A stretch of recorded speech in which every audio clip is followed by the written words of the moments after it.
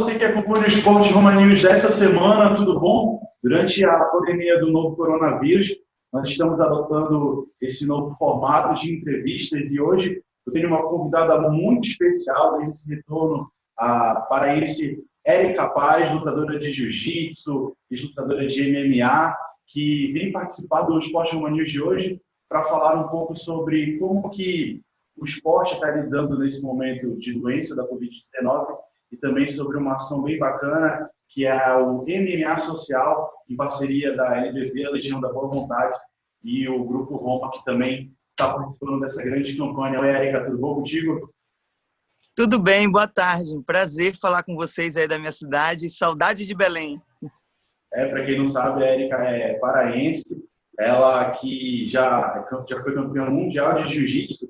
E, Érica, eu queria começar te perguntando, como foi que começou a tua carreira nas artes marciais? Foi aqui em Belém? Foi algum projeto social? Como que iniciou essa tua carreira de atleta? Eu comecei no jiu-jitsu aí em Belém do Pará, com o Ricardo Holanda, foi o meu primeiro professor. Comecei depois que eu vi uma apresentação dele na escola. Eu estudava no Colégio Cristos na época, ali na Avenida Governador José Malcher, né, a escola. E aí eu vi uma demonstração e fiquei muito interessada porque justamente com a parte da defesa pessoal. Eu lembro que uma garota fez a demonstração com o professor e eu fiquei encantada porque eu já tinha essa vontade de fazer luta, né? Mas o que potencializou mesmo foi que nas brigas com o meu irmão mais velho eu sempre levava a pior. Meus irmãos faziam karatê na APAN, né, na Associação Matida, e meu pai era muito machista e não deixava a gente fazer, as mulheres, né? Na verdade, eu queria fazer karatê, minha irmã não. E aí, mas meu pai era contra, não deixava, e um dia eu vi essa demonstração na escola.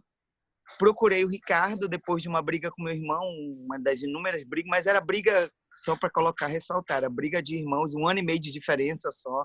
Não tinha covardia, não tinha atrocidade, não.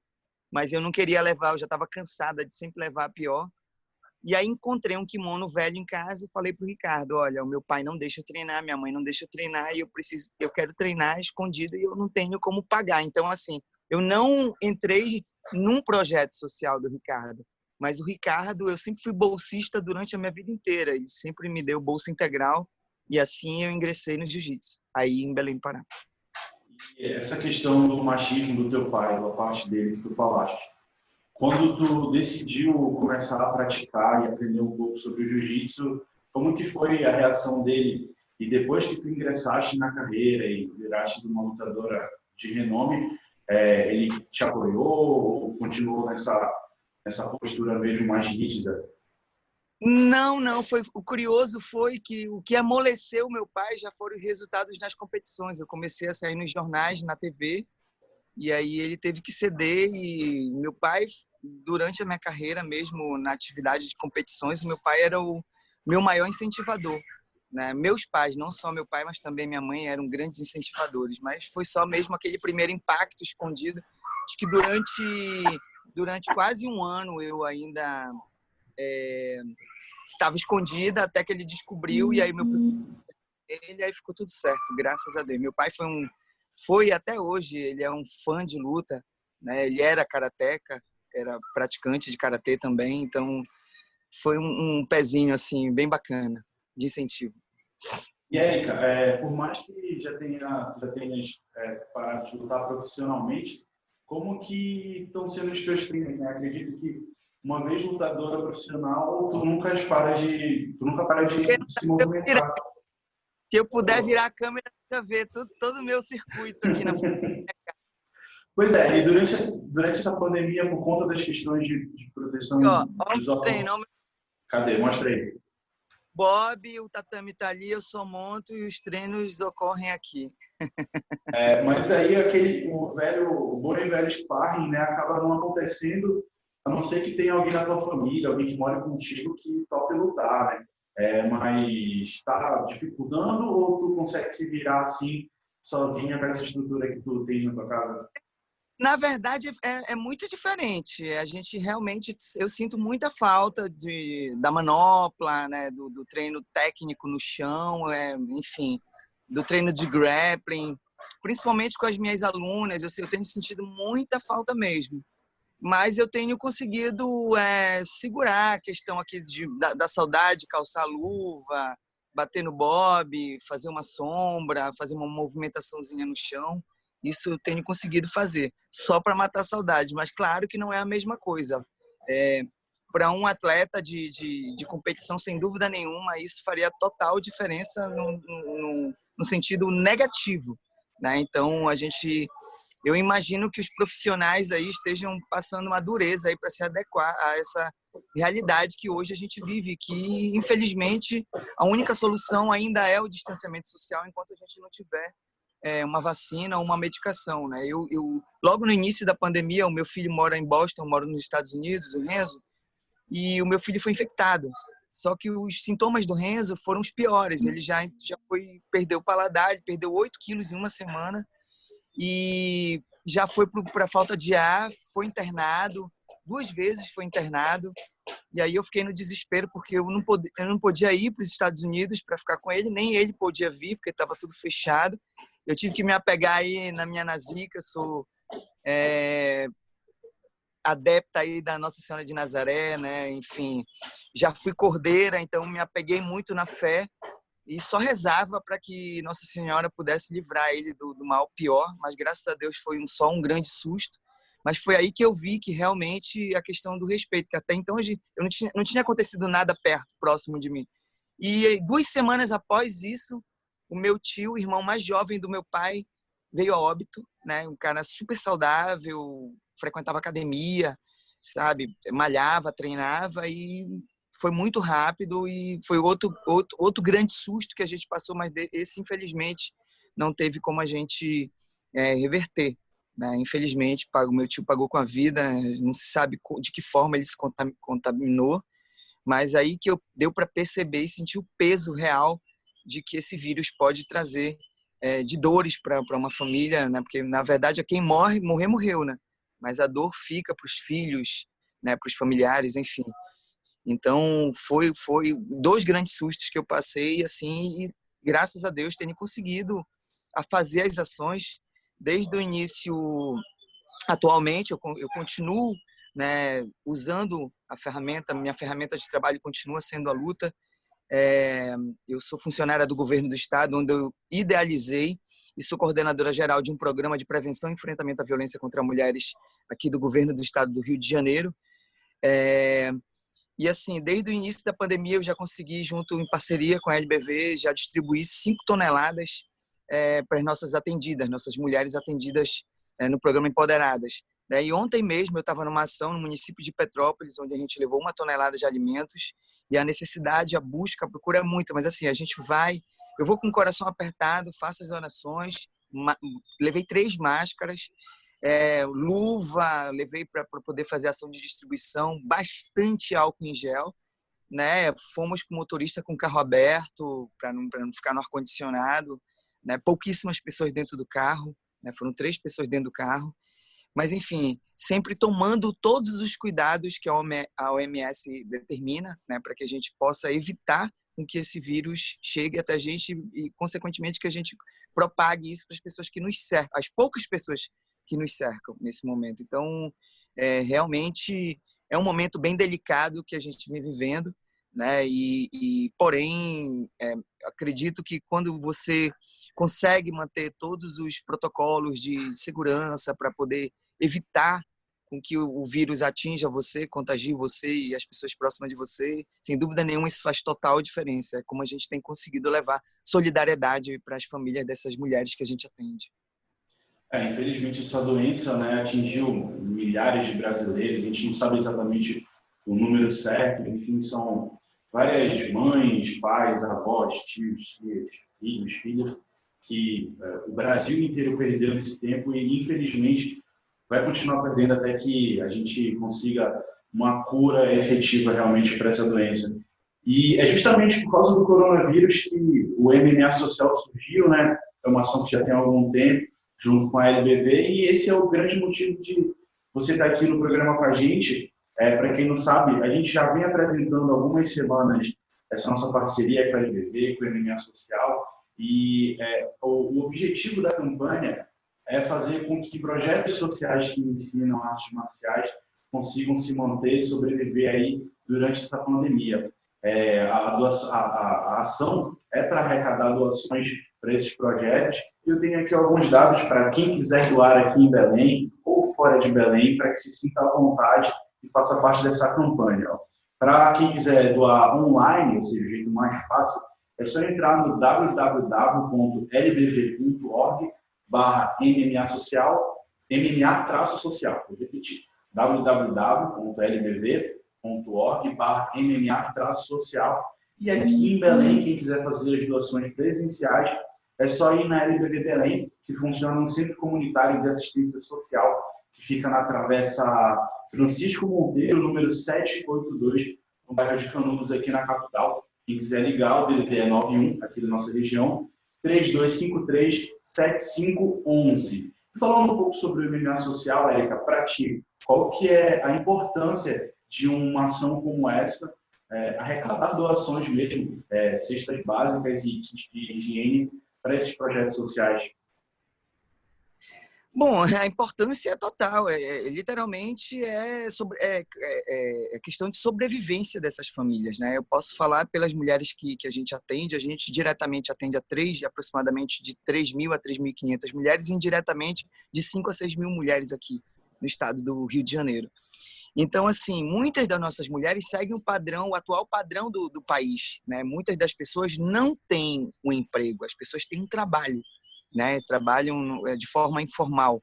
Então, e com as nossas mulheres não é diferente. Então, essas mulheres, elas não estão podendo fazer os seus trabalhos para poder levar o sustento para os seus lares, né? Então, assim, o tempo todo, meu celular não para, ao mesmo tempo que, infelizmente, aumentou muito o número de mulheres vítimas de violência durante a pandemia.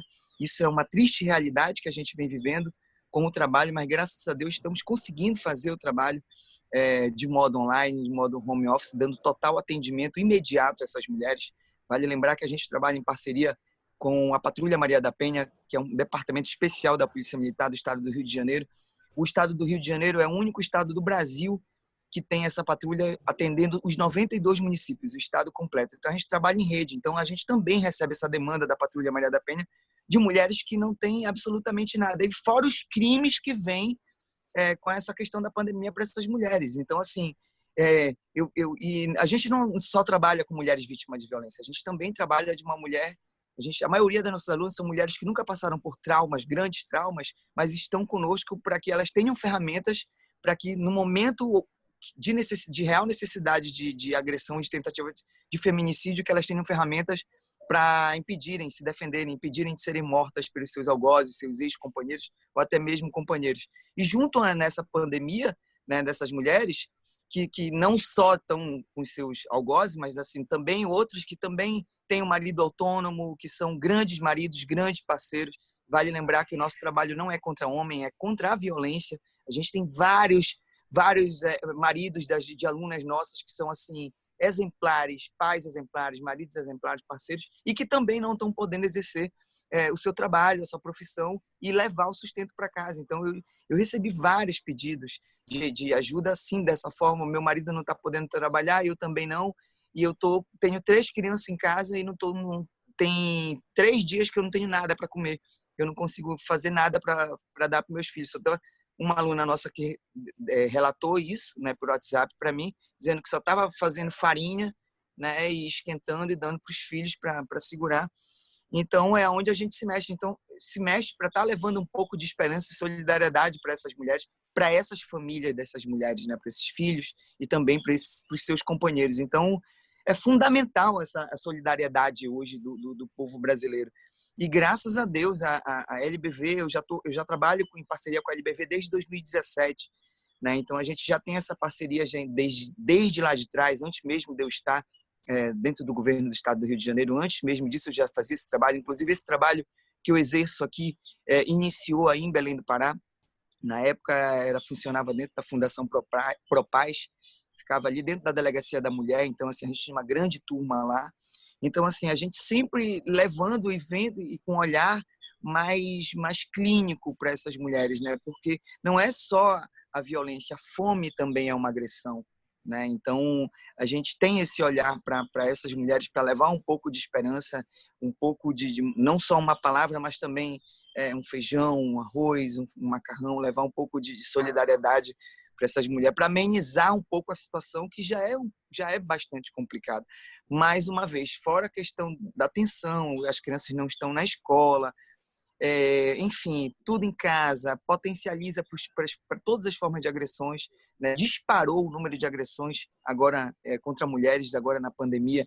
A gente tem novas modalidades de crimes que a gente teve que estar estudando e montar um protocolo para estar passando para essas mulheres. Por exemplo, em 3 semanas eu tive 7 relatos de tentativa de feminicídio por álcool em gel, por fogo, né? Atear fogo através do álcool em gel e fósforo. Aí a gente criou um protocolo. Já até dou uma dica de segurança para quem está nos assistindo, as mulheres que estão passando por alguma, ou tem alguma forma de possibilidade de serem uma vítima em potencial, né, de uma agressão, que, por favor, ao perceber que a situação pode fugir do controle ou tem possibilidade de fugir do controle, esconda em pontos estratégicos álcool em gel, álcool, qualquer material inflamável. E também é importante, se o fogão for elétrico, tira da tomada e também esconda em pontos estratégicos isqueiros e fósforos. A gente teve agora, há 2, 3 semanas atrás, mais ou menos, uma atendida nossa de Angra dos Reis, né, que ele jogou o álcool em gel nela e no filho, no próprio filho dele, que era dela e dele, do casal. E no momento em que ele foi procurar o isqueiro, ela conseguiu fugir, mas ele, infelizmente, conseguiu tocar fogo na casa, ela perdeu absolutamente tudo. Então, também a gente estava fazendo campanha para estar arrecadando roupas para a criança, roupas para ela, e também tudo que for de utensílio doméstico, móveis, enfim. Então, a gente fica o tempo todo dando uma total atenção para essas mulheres, né? Não só aquela mulher que está numa situação vulnerável de violência ou de risco de feminicídio, mas também para aquela mulher que tem uma família exemplar, sabe? Uma família que não passa por nenhuma forma de grandes traumas, mas que está agora passando por esse grande trauma da fome, da dificuldade de levar os alimentos, né? Dificuldade de levar um pouco de tranquilidade para os seus filhos. Deus o livre, eu sou mãe, né? Imagina você ver um filho com fome, 3 dias sem comer. Então, isso realmente é isso que é importante ressaltar. E, infelizmente, eu recebi relatos, mais uma vez, isso é real. A aluna estava 3 dias sem ter o que comer em casa, com 3 filhos e o marido, sabe? Então, é para isso que serve essa ação maravilhosa do MMA Social e também em parceria com a LBV, que eu não tenho nem... eu sou suspeita para falar da Legião da Boa Vontade, né? Porque o tempo todo a gente está caminhando junto e tem feito ações, não só agora durante a pandemia, mas bem antes da pandemia também, levando um pouco de solidariedade e de esperança para essas centenas de mulheres. Mais uma vez, só empoderadas, a gente conseguiu distribuir através dessa parceria já 5 toneladas. Semana que vem a gente está caminhando, vai para a 6ª tonelada, só vamos ver qual é o município, quem é que a gente vai estar atendendo, mas já vamos fazer novamente mais uma ação e os pedidos não param de chegar. Então, é muito importante. Quem puder doar, doe, né? É muito fácil, entra lá, lbv.org/MMA-social. Lá você consegue doar R$10, consegue doar uma cesta, se tem um pouquinho mais, doa 2. Isso realmente chega para quem precisa.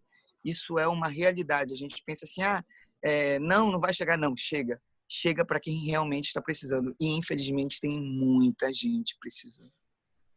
A Erika falou um pouco aí sobre esses dados de violência contra a mulher, e eu tenho aqui alguns números do Ministério da Mulher, da Família e dos Direitos Humanos do Governo Federal, que podem ilustrar um pouco mais essa violência que a Erika citou. Por exemplo, no mês de abril, quando o país inteiro vive a pandemia, né? Viveu, e estava boa parte do país, das cidades, das capitais, em isolamento social, vindo as medidas mais severas de distanciamento social, as denúncias recebidas por mulheres no canal 180 do Ministério cresceu quase 40% se comparado ao mesmo mês do ano anterior, 2019.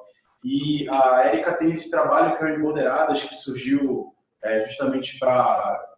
Eu já vi algumas entrevistas de pessoas falando que não é de defesa pessoal, mas sim para evitar esse tipo de... São aulas prevenção e enfrentamento à violência contra mulheres. Fala um pouco sobre como que surgiu o Empoderadas, como que é esse seu trabalho com essas mulheres.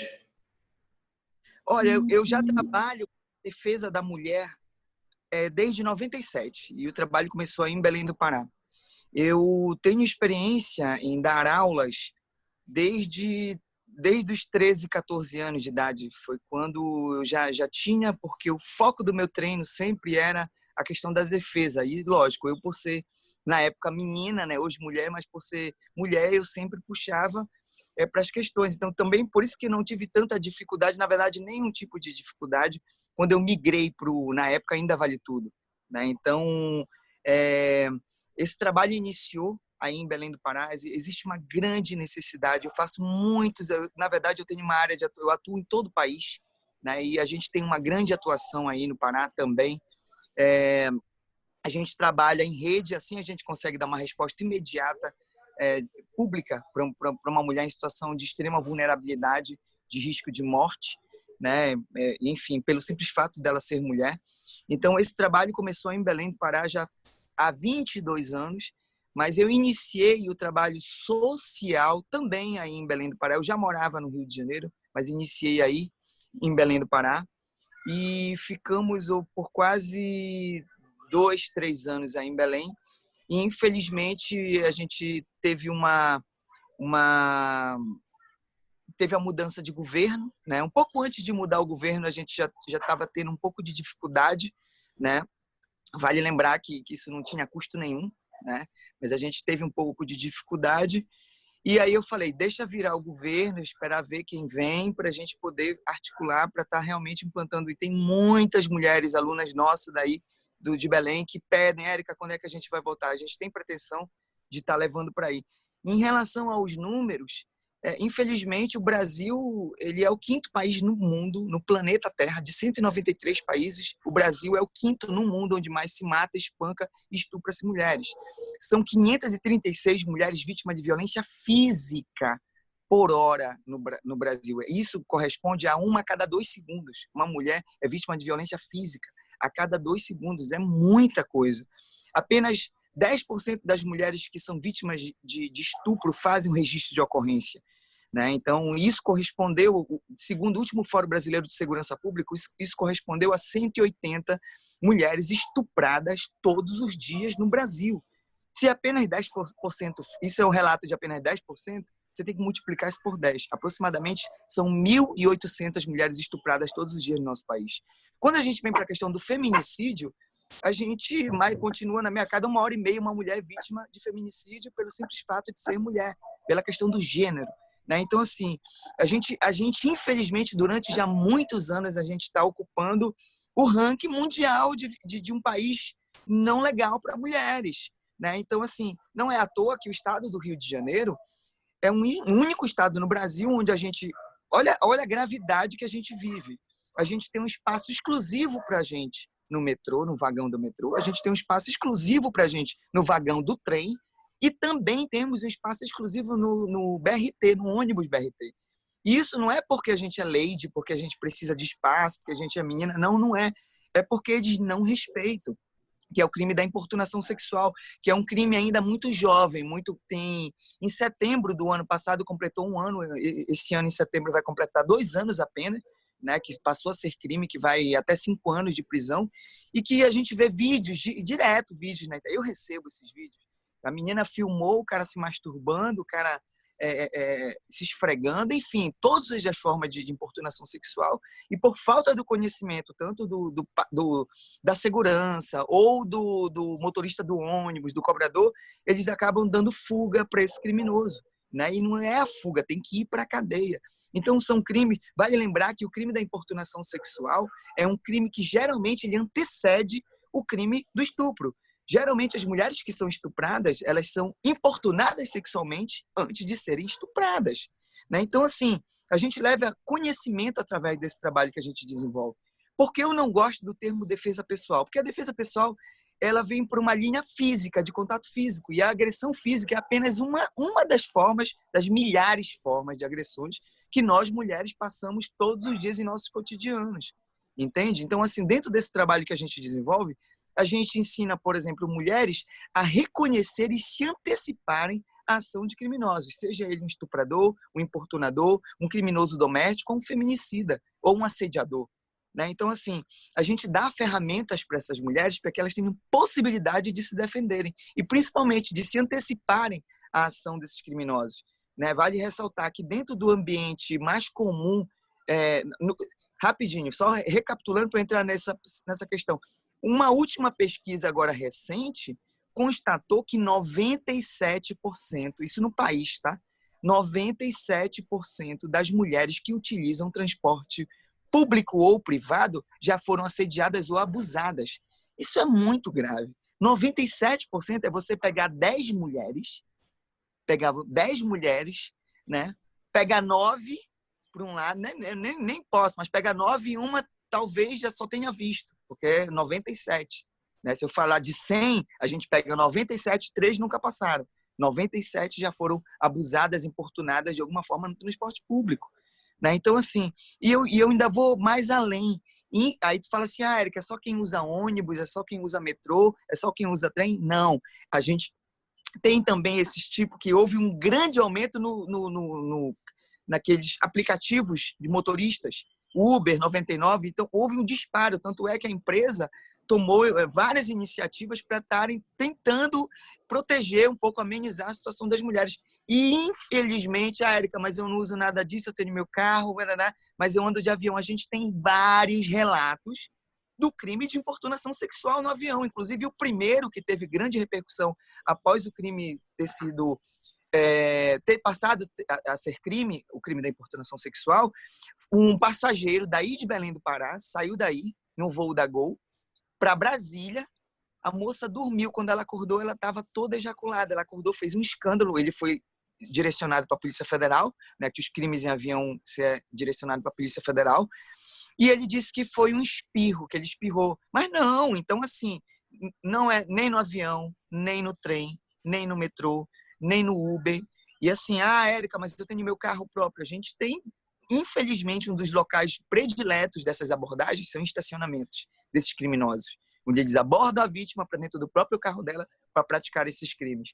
E assim, quando você vai conversar com mulheres, isso é quase unânime. Então, esse trabalho que a gente desenvolve, né, e que a gente estuda demais para a gente estar montando esses protocolos de segurança para estar levando ao conhecimento do máximo possível de meninas e mulheres, ele é fundamental, literalmente, para salvar vidas. Né? E, infelizmente, esses crimes só têm crescido. Esse trabalho que tu realizas há tanto tempo te levou, inclusive, a participar de uma grande produção que foi uma novela na Rede Globo, né? A Força do Querer, em 2017, onde tu fazia o papel de uma treinadora da atriz Paula Oliveira, né? Para ti, como que foi sair migrar, né, basicamente? Já fazes o trabalho aqui em Belém, no Brasil inteiro, e ter que expor isso numa novela de uma grande produção, num horário nobre. Foi uma experiência legal para ti? Quais as dificuldades que tu tiveste? Na verdade, a maior dificuldade que eu tive foi de escolha se eu me mudava para os Estados Unidos, né? Porque eu já tinha ido a convite da organização da ZUFA para os Estados Unidos, aí fiquei 3 meses lá, me passaram um monte de coisa para cumprir. O Shelby, né? O Sean Shelby, que é o manager contratante do UFC. Voltei para o Brasil, cumpri todos os requisitos, inclusive com a luta que ele pediu e com a vitória. E no momento em que eu estava organizando a documentação do meu filho para ir embora, né, para continuar no trâmite de assinatura com a organização, eu recebi o telefonema da Glória Pérez, da escritora, né, e eu já era muito fã da Glória, ela conhecia já um pouquinho do meu trabalho no ativismo, né? Vale lembrar que a Daniela Pérez, a filha dela, que foi brutalmente assassinada, vítima de um feminicídio, né? Enfim, a Glória, a lei do crime hediondo, a lei do crime hediondo foi uma luta da Glória Pérez, e o feminicídio é uma perna do hediondo. Né? Eu sempre falo isso para a Glória, não existiria feminicídio se eu não tivesse brigado lá atrás, no momento que não tinha internet, não tinha nada. Então, assim, eu era muito já fã da Glória. E realmente para mim foi um desafio, porque eu nunca tinha eu tinha feito malhação só no ano anterior, né? Mas nada muito grande, mas uma coisa bacana, como eu levando o meu trabalho, né? Mas quando veio esse desafio, eu topei de cara, e a Glória mesmo, logo no primeiro com o nosso contato pessoal, ela falou que ela me queria na produção, e eu já comecei a estudar. O próprio assessor dela me mandou, já me indicou a professora, comecei a estudar para interpretação, né? E arrasei. Na verdade, eu já estava desde antes na produção, mas consegui atuar. Foi maravilhoso, foi uma grande experiência, e que ainda conseguimos levar o prêmio de melhor atriz com a Paola, né? Que estava concorrendo ali com a Juliana Paz, que na mesma produção da gente fez a Bibi Perigosa, estava concorrendo com a Geisa. Mas assim, a dedicação da Paola foi incrível nos treinos, né? A gente chegou a treinar 4, 5 horas por dia, a gente dispensava dublê, né? Então, realmente, a Paola treinou de verdade. A gente, tanto eu, quanto a minha equipe, quanto a produção, e principalmente a Paola, foi uma entrega de todo mundo ali para o personagem, né? Naquela equipe, a gente acabou formando uma família ali de um trabalho bem sério, dedicado, né? Enfim, com muito cuidado.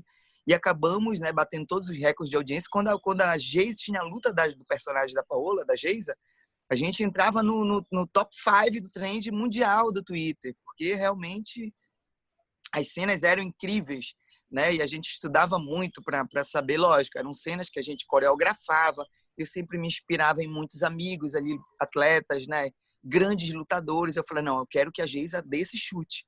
Eu quero que o nocaute seja assim, eu quero que a finalização seja assim. E assim foi uma experiência incrível. Eu continuo direto tendo contato com a Glória, né? A Glória, eu sempre falo, eu não sou da Globo, eu sou da Glória. A Glória Pérez é uma grande mestra, é uma mulher que realmente até hoje ela luta, né?